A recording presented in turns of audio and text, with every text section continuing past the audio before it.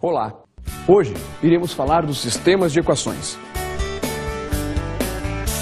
Teremos um sistema de equações toda vez que tivermos mais de uma incógnita.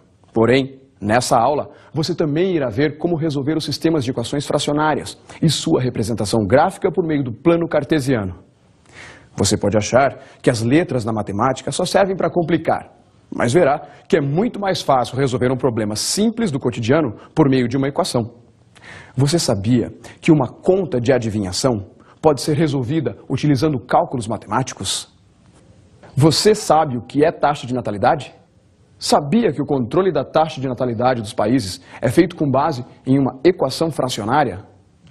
E você já ouviu falar em Google Earth? É bem provável que você já conheça o site onde é possível ver fotos de todos os pontos do planeta tiradas por satélite. Mas você sabia que tudo isso só é possível graças a um método de representar a localização de pontos geográficos por meio de números? E que este método foi inventado por um matemático que viveu no século XVII? Vamos iniciar nossa aula falando dos sistemas de equações do primeiro grau. Vamos ver se você ainda lembra das equações. Tente resolver essa. Pensei em um número e adicionei 21 a ele. Dividi o resultado por 11 e subtraí 9. Multipliquei tudo por 5 e encontrei menos 15. Em que número pensei? Está um pouco difícil. A maioria das aplicações reais da álgebra consiste em converter problemas com palavras em problemas com símbolos, pois é normalmente mais fácil resolver a versão simbólica do problema. Vamos ler o problema novamente, enquanto escrevemos ele apenas com símbolos matemáticos. Pensei em um número. Se não sabemos que número é, então diremos que é x. Adicionei 21 a esse número. Dividi o resultado por 11 e subtraí 9. Depois, multipliquei tudo por 5. Perceba como foi utilizado o parênteses para envolver tudo e multiplicar por 5. E no final, ainda disse que encontrei menos 15. Para descobrir o número pensado, basta fazer o processo inverso. Vamos lá. Antes tínhamos multiplicado por 5. Então agora iremos dividir por 5. X mais 21 sobre 11 menos 9 igual a menos 15 sobre 5. Menos 15 dividido por 5 fica menos 3. Antes tínhamos subtraído 9. Então agora vamos somar 9. Teremos x mais 21 sobre 11 igual a menos 3. Com mais 9 ficará 6. Antes tínhamos dividido por 11. Então agora vamos multiplicar por 11. X mais 21 igual a 6 vezes 11, o que é igual a 66. Antes tínhamos adicionado 21, então agora vamos subtrair 21. X igual a 66 menos 21. Teremos então que x é igual a 45. Logo, pensei no número 45. Mas além desse uso para adivinhação de um simples número, podemos usar equações para resolver problemas mais técnicos, de engenharia ou administração, por exemplo. E também podemos resolver problemas do dia a dia, como este. Veja, Osvaldo faz compras no mercado municipal e um dos itens que nunca falta no seu carrinho é uma lata com uma quantidade de castanhas e amendoins. Se os amendoins custam R$4 o quilo e as castanhas custam R$9 o quilo, qual a quantidade de cada tipo há na mistura, sabendo que a lata de 5 quilos custa R$30. Nesse caso, é muito mais simples converter todos os dados do problema em uma expressão algébrica do que tentar resolvê-lo nesses termos. Primeiro, iremos dizer que a quantidade de amendoins na lata em quilogramas é igual a A, pois não sabemos qual é a quantidade e a letra A é a inicial de amendoins. Tendo feito isso, também estabeleceremos a quantidade de castanhas em quilogramas em C. Com isso, podemos dizer que a quantidade da mistura que está na lata, que é de 5 quilos, é a soma da quantidade de amendoins com a quantidade de castanhas. Portanto, A mais C é igual a 5. Aqui temos uma equação com duas incógnitas. Para resolver esse tipo de equação, precisamos de duas equações. Então, diremos que esta é a nossa equação número 1. E iremos atrás de mais uma informação para formar a outra equação. Vamos a ela.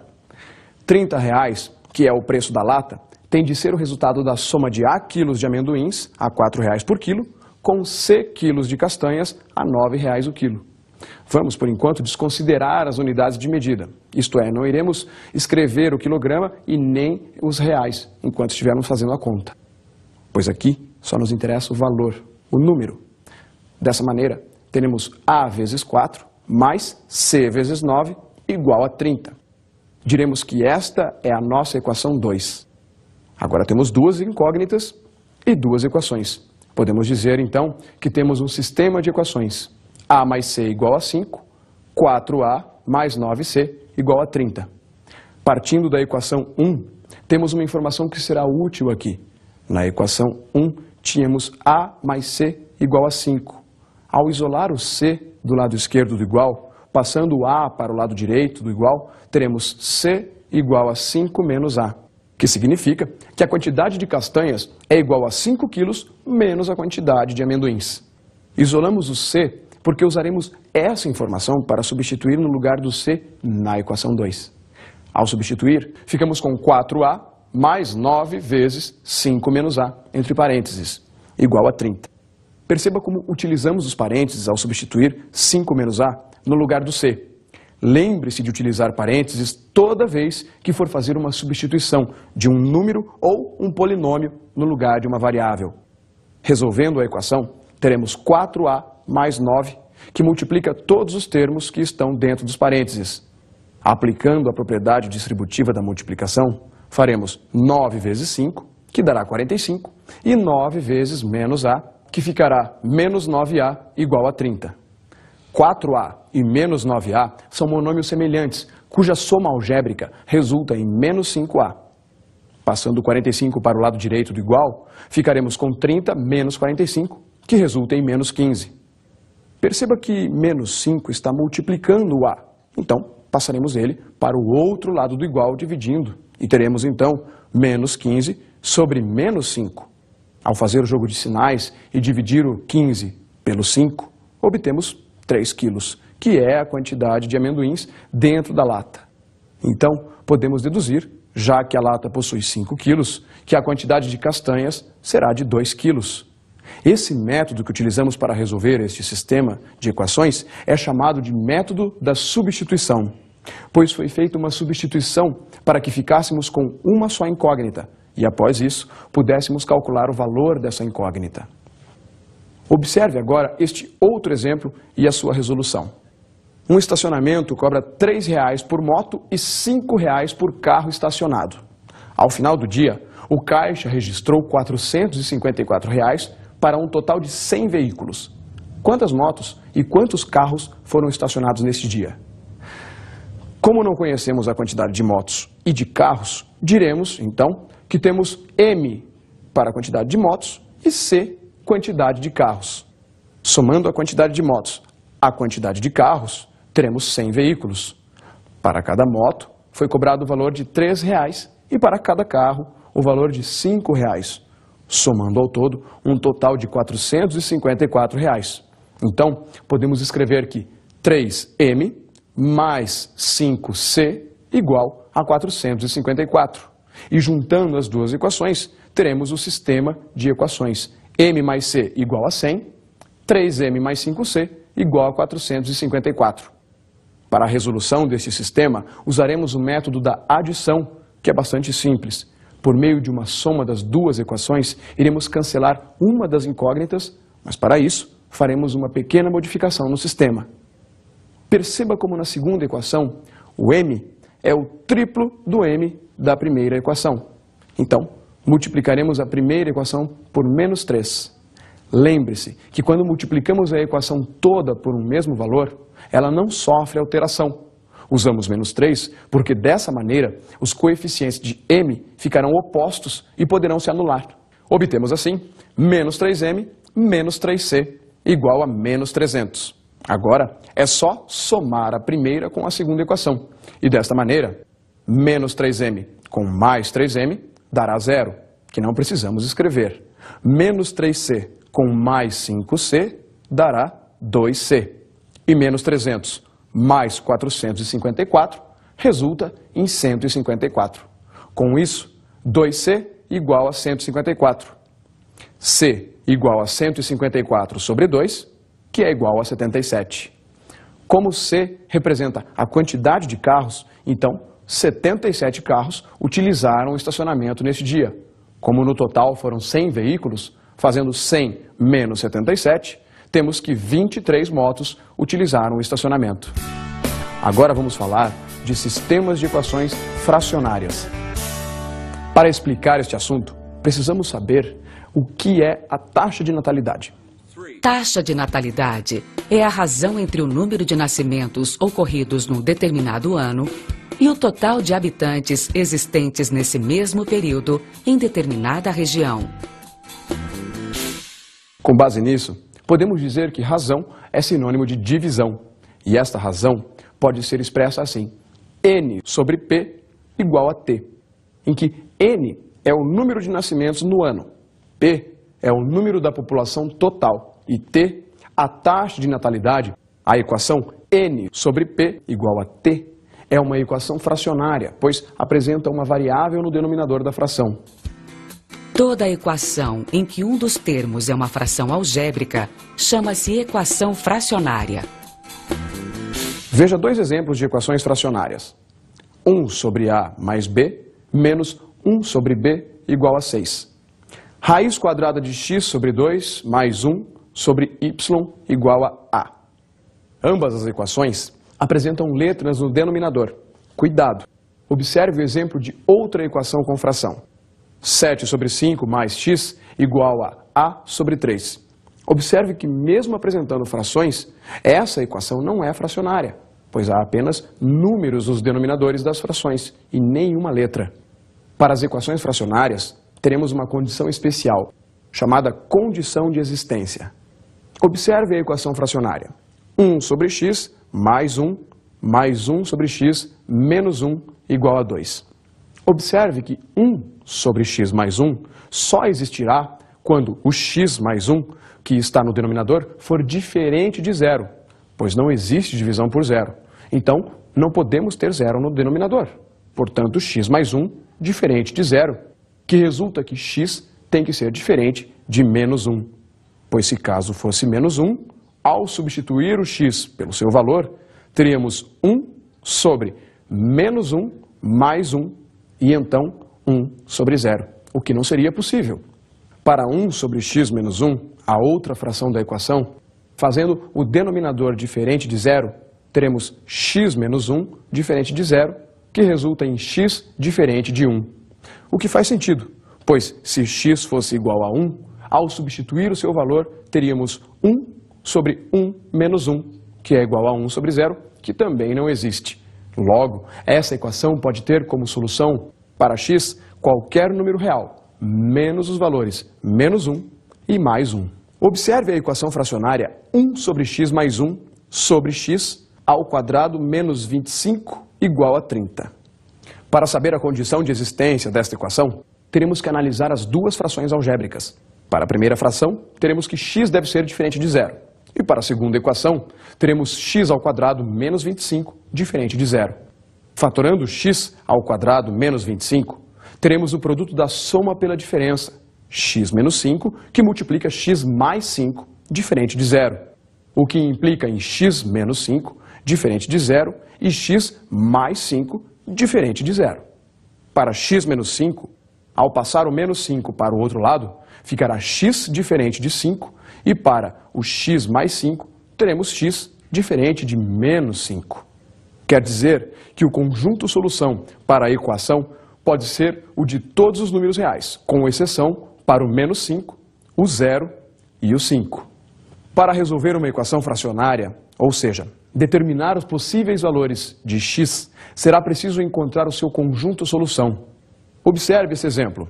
Duas torneiras diferentes, T e Q, despejam água no mesmo tanque. A torneira T enche o tanque em 3 horas e as duas juntas enchem o tanque em 2 horas. Quanto tempo levaria para apenas a torneira Q encher o tanque, supondo que sua vazão seja constante? Para montar a equação, vamos construir uma tabela com os dados. Se a torneira T demora 3 horas para encher o tanque sozinha, então podemos concluir que em 1 hora ela terá enchido 1/3 do tanque. Em 2 horas, ela terá enchido 2/3 do tanque e em 3 horas terá enchido 3/3 do tanque, o que significa o tanque inteiro. Para preencher a tabela, vamos utilizar apenas as 2 primeiras horas. Como não sabemos o tempo total que a torneira Q demora para encher o tanque, então diremos que esse tempo é de X horas. Então, pelo raciocínio análogo como no anterior, na primeira hora, a torneira Q terá enchido 1x avos do tanque. E na segunda hora, ela terá enchido 2x avos do tanque.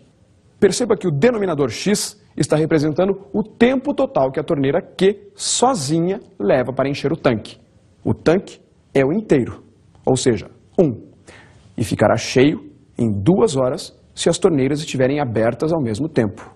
Então, em 2 horas, 2/3 da torneira T mais 2 sobre x da torneira Q será igual a 1. Ao verificar a condição de existência, teremos x diferente de 0. Agora vamos resolver essa equação. O primeiro passo será eliminar o denominador das frações. E para isso, iremos fazer o MMC de toda a equação. Para fazer o MMC entre os denominadores 3 e x, basta multiplicar os denominadores. Então, o MMC ficará 3 vezes x, que é igual a 3x. Agora, para encontrar as frações equivalentes, observe que o 3 foi multiplicado por x no denominador da primeira fração.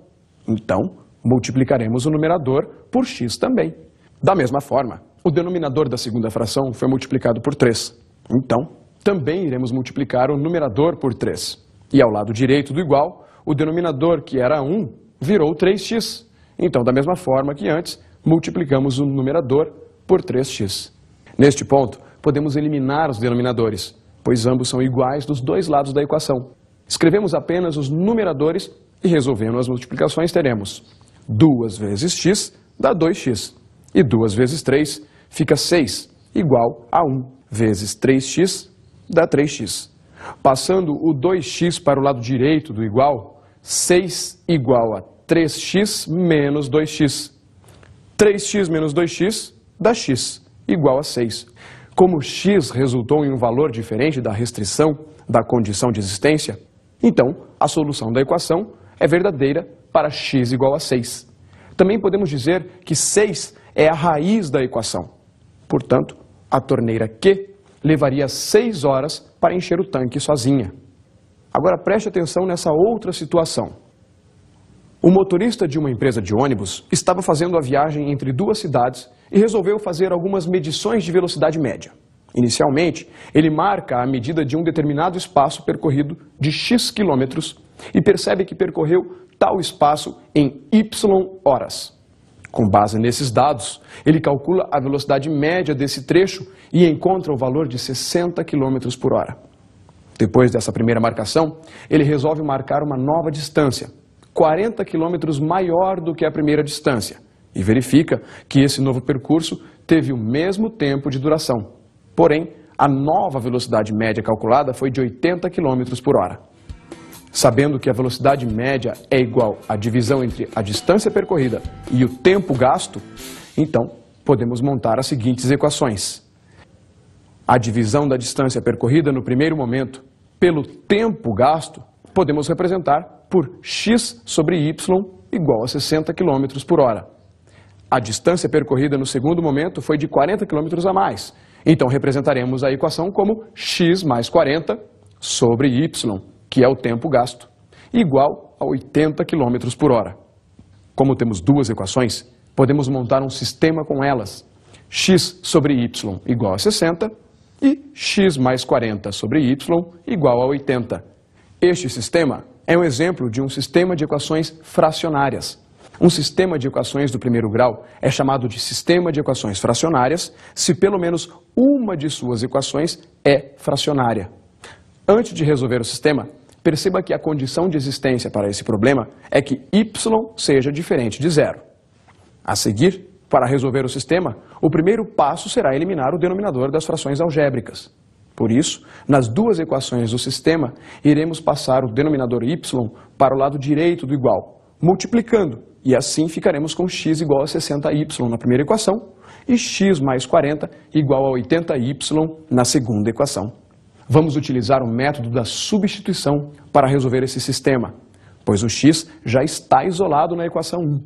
Substituindo o x por 60y na equação 2, teremos 60y mais 40 igual a 80y. Passando 60y para o lado direito do igual, ficaremos com 40 igual a 80y menos 60y. 80y menos 60y dá 20y. 40 igual a 20y. Já que o 20 está multiplicando o y, para isolar o y, passaremos o 20 para o outro lado do igual, dividindo 40 por 20, que será igual a 2. Portanto, 2 é igual a y, ou y igual a 2.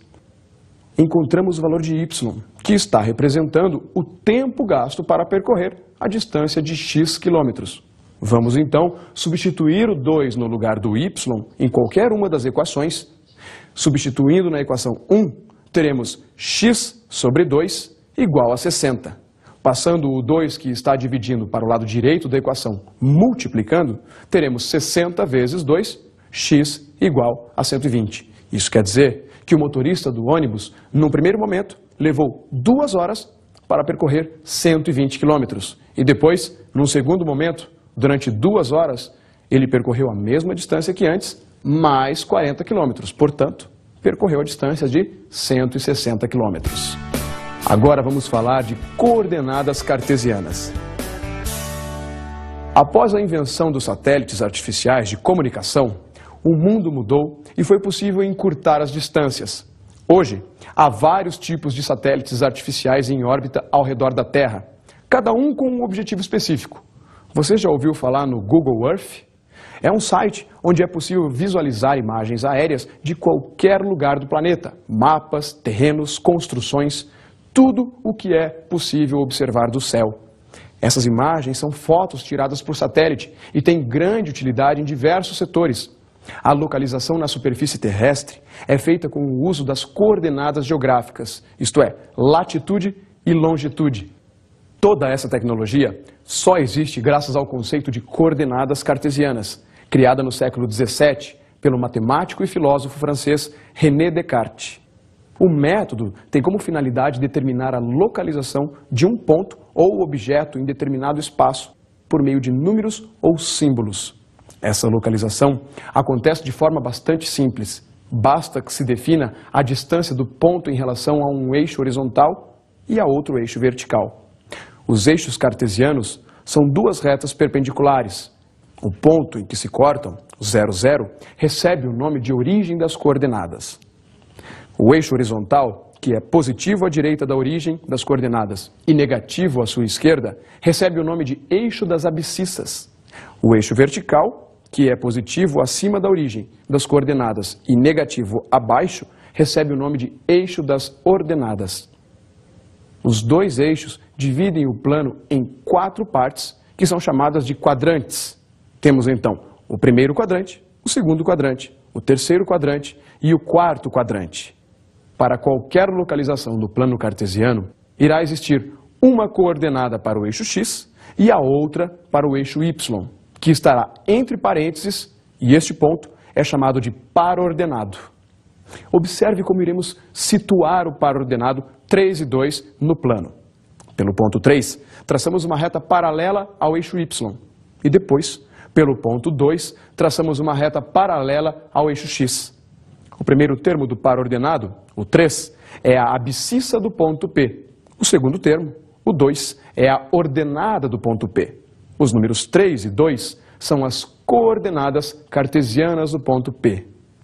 Preste bastante atenção ao sinal dos elementos do par. Observe a situação dos diferentes pontos P, Q, R e S em função do sinal dos elementos. O ponto P de coordenadas 3 e 5, ponto Q de coordenadas menos 3 e 5, ponto R de coordenadas menos 3 e menos 5, e ponto S de coordenadas 3 e menos 5. O que Descartes fez foi encontrar um jeito de representar graficamente os números, indo um pouco mais além deles. O sistema de coordenadas cartesianas possui inúmeras aplicações relacionadas à cartografia, localizações geográficas, pontos estratégicos de bases militares, localização no espaço aéreo, terrestre e marítimo. podemos representar uma equação no plano cartesiano. Vamos representar a equação x mais y igual a 8. Primeiro, vamos construir uma tabela que irá representar os pares ordenados. Nesta tabela, atribuímos valores para x. Pode ser qualquer valor. Nós iremos dar os valores 3, 4, 5 e 6. Mas os valores que você for atribuir a x na tabela serão os valores das abscissas dos pares ordenados. Uma sugestão é que se trabalhe com valores pequenos que facilitam o cálculo da obtenção dos valores de y. E também não necessitam de um plano cartesiano tão grande para representar os pontos. Para encontrar os valores de y, substituímos o valor de x na equação que estamos querendo representar no plano. Dessa maneira, teremos 3 mais y igual a 8. Passando o 3 para o lado da equação e subtraindo 8 menos 3, resulta que y é igual a 5. Da mesma maneira, encontramos o valor de y para x igual a 4. Substituindo o x pelo 4 e passando para o outro lado da equação, teremos 8 menos 4, que resulta em y igual a 4. Seguindo o mesmo raciocínio, quando x igual a 5, y será igual a 3. E quando x for 6, y será igual a 2. Agora temos 4 pares ordenados. Vamos colocá-los no plano cartesiano? Para o par ordenado de coordenadas 3 e 5, traçamos uma reta que passa pelo ponto 3 do eixo x e outra reta que passa pelo ponto 5 do eixo y. No encontro das duas retas, teremos o ponto que é o par ordenado. Da mesma forma, para o par ordenado de coordenadas 4 e 4, traçaremos uma reta que passa pelo ponto 4 do eixo x e outra reta que passa pelo ponto 4 do eixo y. Para o par 5 e 3, traçaremos a reta que passa pelo ponto 5 do eixo x e outra reta que passa pelo ponto 3 do eixo y. Para o par 6 e 2, traçaremos uma reta que passa pelo ponto 6 do eixo x e outra reta que passa pelo ponto 2 do eixo y. No encontro das duas retas, teremos o par 6 e 2. Observe como os pares ficaram alinhados a ponto de podermos traçar uma reta que passa por todos os pontos. Essa reta é a representação gráfica da equação x mais y igual a 8. Toda a equação do primeiro grau pode ser representada no plano cartesiano por meio de uma reta. Então, se tivermos um sistema de duas equações, podemos deduzir que teremos duas retas. Vamos ver? Considere o sistema formado pelas equações x mais y igual a 5 e x menos y igual a 3. Seguindo o mesmo raciocínio do exemplo anterior, chegamos às seguintes conclusões. Para a primeira equação, a tabela com os pares ordenados ficará com os valores 1 e 4, 2 e 3, 3 e 2, 4 e 1. Para a segunda equação, teremos os pares 1 e menos 2, 2 e menos 1, 3 e 0, 4 e 1.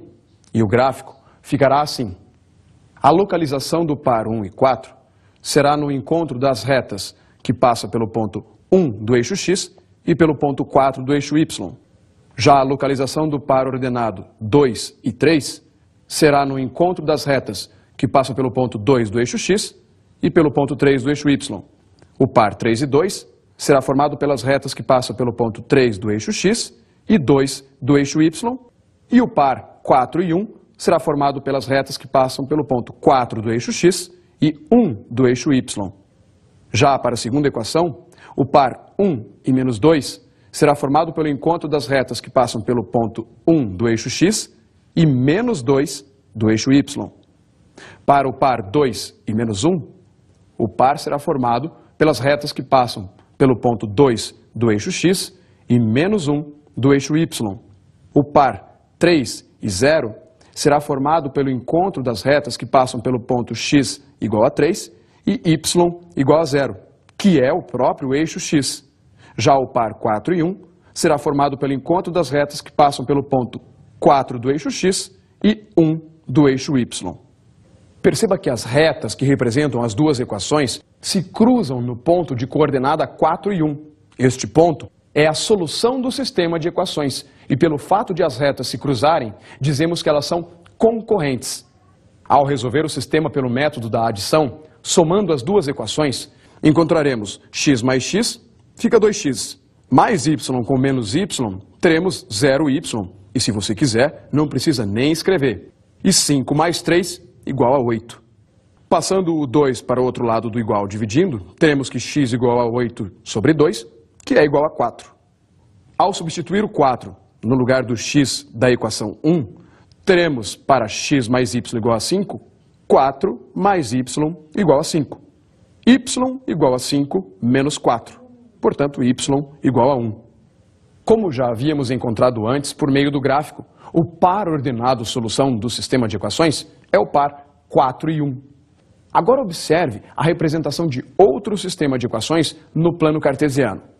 No sistema com as equações 3x mais 2y igual a 6 e x sobre 2 mais y sobre 3 igual a 1. Para a equação 3x mais 2y igual a 6, teremos os pares 0 e 3 e 2 e 0. E para a equação x sobre 2 mais y sobre 3 igual a 1, teremos os pares 2 e 0 e 3. E o gráfico ficará desta maneira. Para a primeira equação, o par 0 e 3 será o encontro das retas que passam pelo ponto x0, que é o próprio eixo y, e o ponto y3. Portanto, o par ficará em cima do eixo y no ponto 3. E já o par 2 e 0 será o encontro das retas que passam pelo ponto x2 e y0, que será o próprio eixo x, portanto, o par ficará em cima do eixo x no ponto 2. Para o par x2 e y0, teremos o ponto marcado sobre o mesmo lugar do ponto x2 e y0 da equação 1. E o par 0 e 3 da equação 2 se localizará em cima do ponto que para a outra equação foi o ponto do par 0 e 3. Observe que as retas que representam cada equação são coincidentes, isto é, formam uma única reta. As equações 1 e 2 são equivalentes, e isso quer dizer que temos apenas uma equação e duas incógnitas. O sistema pode ter infinitas soluções, por isso é chamado de sistema indeterminado.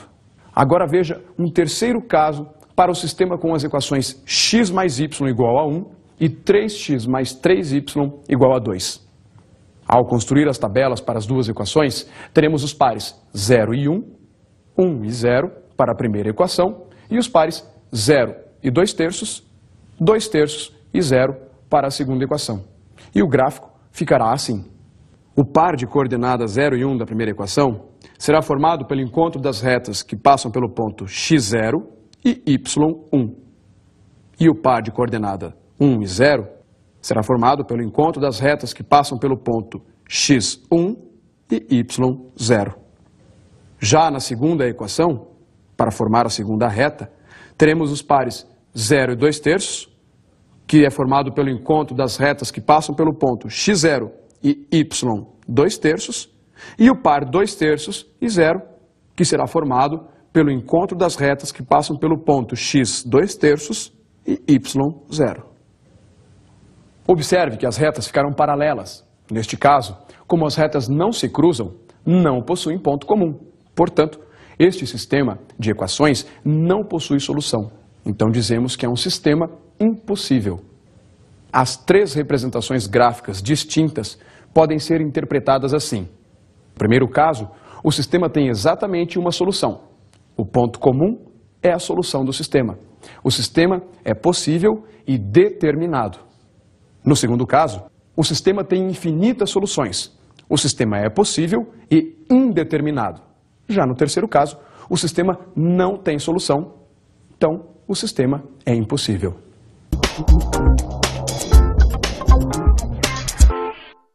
Dentre as várias equações fracionárias utilizadas nos diversos ramos da atividade humana, selecionamos uma que nunca esteve tão em destaque.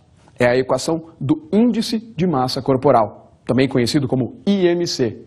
O índice de massa corporal, IMC, é uma medida internacional utilizada para verificar se determinada pessoa está com o peso acima ou abaixo do valor ideal. Vamos assistir a um trecho do filme O Professor Aloprado, antes de falar mais sobre o IMC. Shelley, you've been a guinea pig long enough. It's time to see if this stuff really works.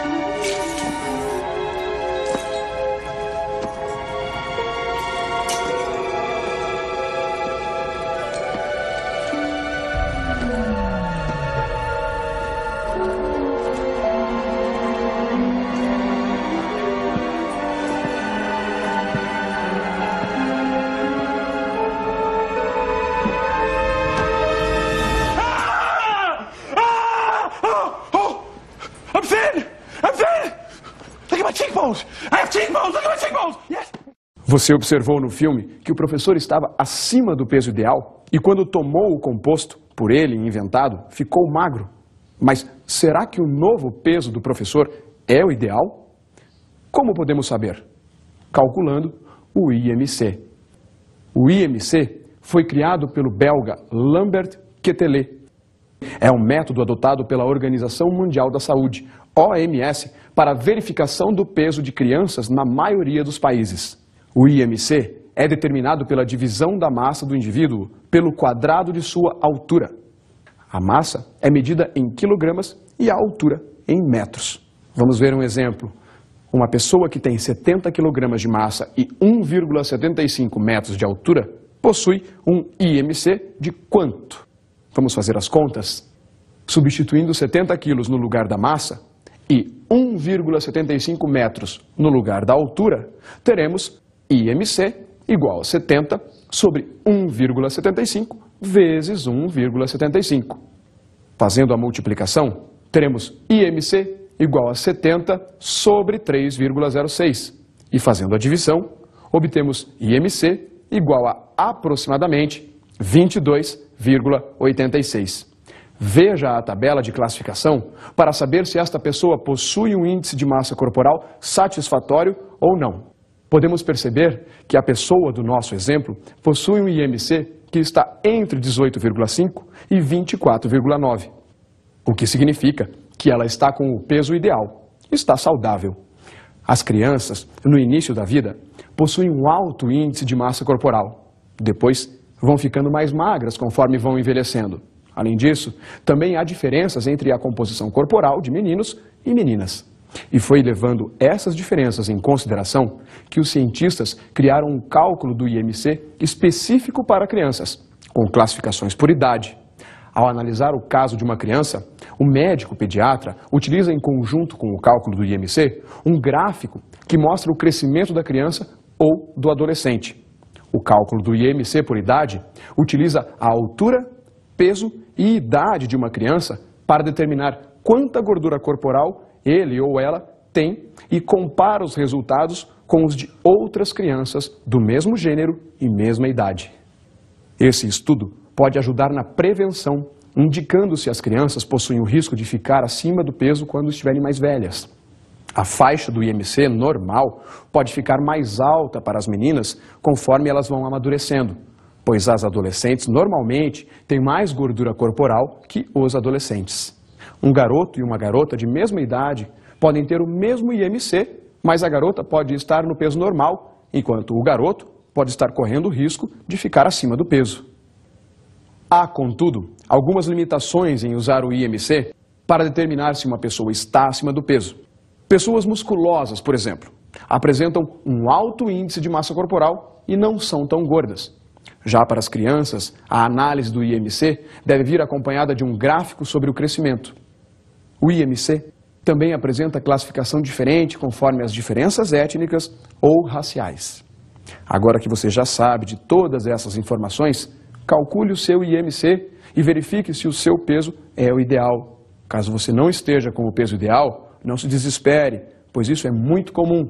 Mesmo assim, o ideal é procurar um médico especialista na área, um nutricionista ou qualquer outra ajuda profissional. Dessa maneira, e mudando alguns hábitos alimentares, ficará fácil de resolver o problema e passar a ter uma vida mais saudável. Espero que você tenha gostado da dica. Um grande abraço e bons estudos para você.